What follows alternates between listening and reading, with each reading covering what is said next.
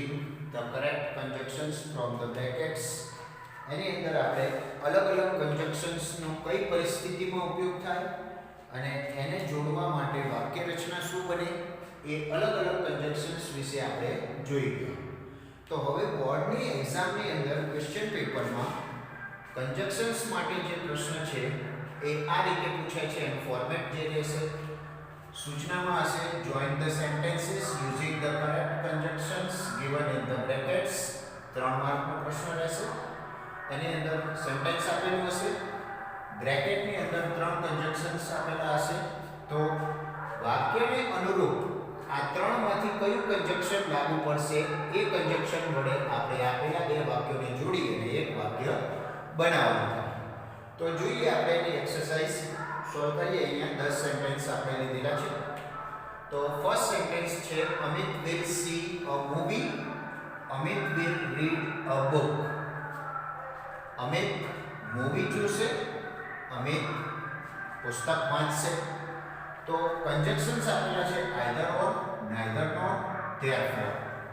તો either or આપેલા બે વિકલ્પોમાંથી કોઈ એકની પસંદગી દર્શાવે, neither nor બે માંથી એક પણ નહીં એવું દર્શાવે, અને therefore તેથી પરિણામ દર્શાવે છે. તો આપેલા બે વાક્યો શું સૂચવે છે અહીંયા? તો જોઈએ કે અમિત મૂવી જોશે, અમિત પુસ્તક વાંચશે. તો બે ક્રિયાઓ સૂચવેલી છે, પુસ્તક વાંચવાની અને મૂવી જોવાની. તો બે માંથી એકની પસંદગી, બંને હકારમાં આપેલા છે વાક્યો, તો either or લઈ શકાય અહીંયા. તો વાક્ય બનશે Amit will either see a movie or read a book. તો વાક્ય થઈ ગયું Amit will either see a movie or read a book. Next sentence છે the boys knew who had broken the glass, they kept quiet. Conjunctions છે though and so. So therefore ની જેમ જ પરિણામ દર્શાવે તેથી, and અને માટે વપરાય સમાનતા દર્શક, અને though કોન્ટ્રાસ્ટ એટલે કે વિરોધાભાસ દર્શાવવા વાક્યની શરૂઆતમાં લખાય આપણે જોઈએ. તો અહીંયા સેન્ટેન્સ જોઈએ તો the boys knew who had broken the glass. છોકરાઓને ખબર હતી કોણે કાચ તોડ્યો. they kept quiet તેઓ ચૂપ રહ્યા. તો તેમને જાણ હતી અને તેઓ ચૂપ રહ્યા છે. તો આ બંને વાક્યોમાં શું દેખાય છે? વિરોધનો અર્થ, વિરોધાભાસ છે બંને. તો આમાંથી કંજક્શન લેવું હોય તો ધોનો ઉપયોગ થશે અહીંયા. તો ધો હંમેશા વાક્યની શરૂઆતમાં જ આવશે. તો ધો the boys knew who had broken the glass, they kept quiet. Number 3 is please water the plants, they will die. તો અહીંયા they જે પ્રોનાઉન છે એ પ્લાન્ટ્સ માટે વપરાયેલું છે. કંજક્શન્સમાં છે so that જેથી કરીને, because કારણ કે, otherwise નહીંતર. તો અહીંયા આપેલું વાક્ય શું સૂચવે છે કે મહેરબાની કરીને છોડને પાણી આપો, તેઓ મરી જશે અથવા તો સુકાઈ જશે. તો so that લઈ શકાય અહીંયા. મહેરબાની કરીને પાણી આપો જેથી કરીને તેઓ મરી જશે. શક્ય નથી, કારણ કે તેઓ મરી જશે એ પણ કારણ નથી. નહીંતર શરત અને પરિણામનો અર્થ છે અહીંયા. એટલે કે પાણી આપો, નહીંતર એટલે કે જો પાણી નહીં આપો તો તેઓ મરી જશે. તો અહીંયા અધરવાઇઝ થી વાક્ય જોડાશે. તો please water the plants, otherwise they will die. Next sentence, father is angry, Jatin came home late. Father ગુસ્સે છે, જતીન ઘરે મોડો આવ્યો. તો ગુસ્સે છે કેમ, આ કારણ છે. ગુસ્સે થવા પાછળનું કારણ આપેલું છે કે જતીન કેમ હોમ લેટ. તો આપણને ખ્યાલ છે કારણ માટે આપણે બીકોઝ નો ઉપયોગ કરીએ છીએ. તો અહીંયા આપેલું છે બીકોઝ, ઓર અને સો ધેટ. તો આમાં બીકોઝ થી વાક્ય જોડાશે. તો વાક્ય બનશે father is angry because Jatin came home late. Next, mother was busy. She could not come for the function. Conjunctions આપેલા છે and, but, so. એન્ડ નો અર્થ અને થાય, સમાનતા જોડવા માટે. બટ વિરોધાભાસ સૂચવે અને સો પરિણામ સૂચવે છે. તો અહીંયા મધર વોઝ બિઝી, મધર વ્યસ્ત હતા. She could not come for the function, તે ફંક્શનમાં આવી શક્યા નહીં. તો આ શું આપેલું છે કે મધર વ્યસ્ત હતા એ પરિણામ છે આ ક્રિયા નહીં થવા પાછળ. તો શું આવશે અહીંયા? એન્ડ થી તો જોડી શકાય નહીં, વિરોધાભાસ છે નહીં. તો સો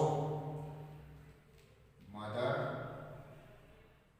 વોઝ બિઝી, વ્યસ્ત હતા તેથી.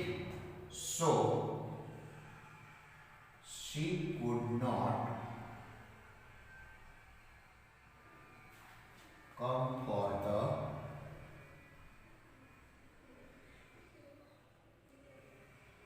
function.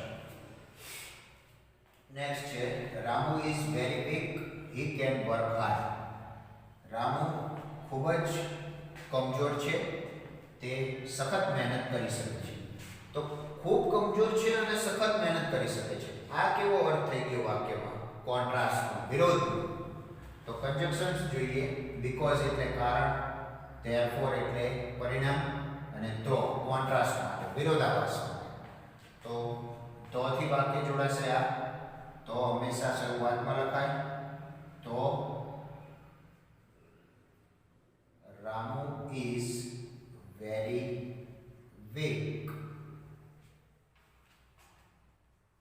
He can work hard. અહીંયા કોન્ટ્રાસ્ટ માટે બટ કે યટ નો પણ ઉપયોગ થઈ શકે, પણ ધો આપેલું હોય જ્યારે તો એ હંમેશા વાક્યની શરૂઆતમાં લખાય. બટ કે યટ આમાં આપેલું હોય તો એ હંમેશા બે વાક્યની વચ્ચે લખાય. એ ખાસ યાદ રાખો. નેક્સ્ટ છે please dictate slowly, we can write correctly. Dictate એટલે બોલી અને લખાવો. તો મહેરબાની કરી અને ધીમે લખાવો. વી કેન રાઇટ કરેક્ટલી, અમે સાચું લખી શકીએ. તો બીકોઝ, ધેરફોર અને સો ધેટ. બીકોઝ એટલે કારણ કે, ધેરફોર એટલે તેથી, અને સો ધેટ એટલે જેથી. તો અહીંયા અર્થ કેવો છે? ડિક્ટેટ સ્લોલી, ધીમે લખાવો કારણ કે અમે સાચું લખી શકીએ. ધીમે લખાવો તેથી અમે સાચું લખી શકીએ, કે ધીમે લખાવો જેથી અમે સાચું લખી શકીએ. તો અહીંયા સો ધેટ બદ બેસે છે. તો વાક્યમાં જોડતી વખતે લખાશે please dictate slowly so that we can write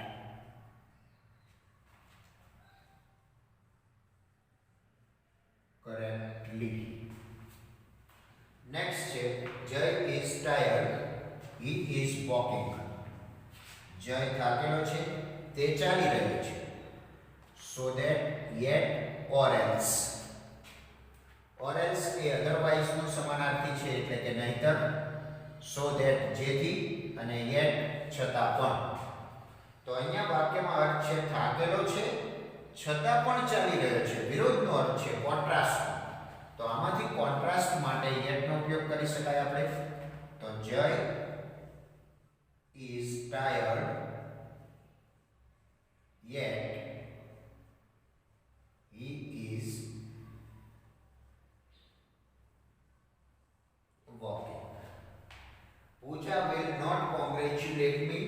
Pooja will not come for the party. Pooja મને અભિનંદન નહીં આપે, પૂજા પાર્ટી માટે આવશે નહીં. ઓપ્શનમાં છે આપણે આઈધર ઓર, નાઈધર નોર, સો. તો will not congratulate અને will not come બેમાંથી એક પણ ક્રિયા નથી થતી. તો જ્યારે આપેલા બે વિકલ્પોમાંથી એક પણ નહીં એવું દર્શાવવું હોય ત્યારે આપણે નાઈધર નોર નો ઉપયોગ કરીએ છીએ, અને બેમાંથી કોઈ એક એમ અકારનો અર્થ દર્શાવવો હોય તો આઈધર નોર. તો અહીંયા બેમાંથી એક પણ ક્રિયા નથી થતી તો નાઈધર નોર. તો વાક્ય બનશે પૂજા will neither. હવે જ્યારે નાઈધર નોર નો આપણે ઉપયોગ કરીશું તો વાક્યમાં રહેલો નોટ નીકળી જશે. કેમ? કારણ કે નાઈધર અને નોર નો જ અર્થ થાય છે નહીં, નોટ. તો પૂજા will neither congratulate me nor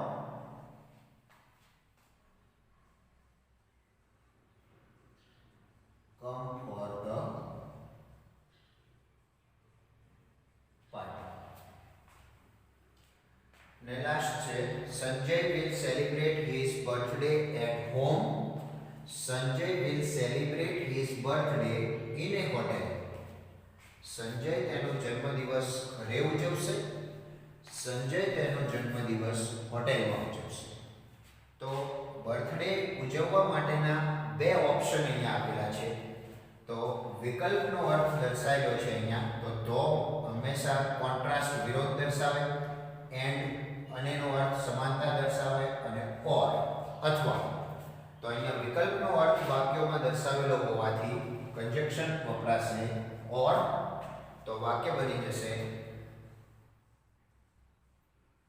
Sanjay will celebrate his birthday